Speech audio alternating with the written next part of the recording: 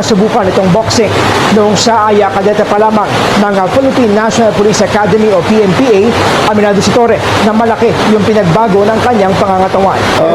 12 rounds, pwede. 12 rounds susundukan para maganda. Whether he's serious or not, sa atin, let's just put...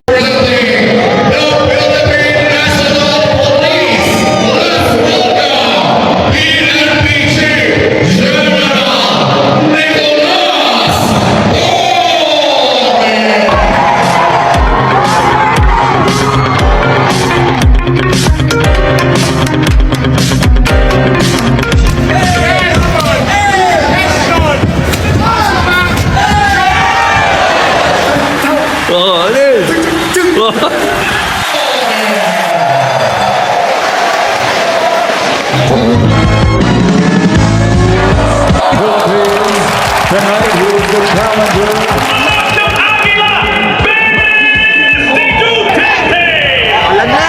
Palagan ko yung charity mo na yan.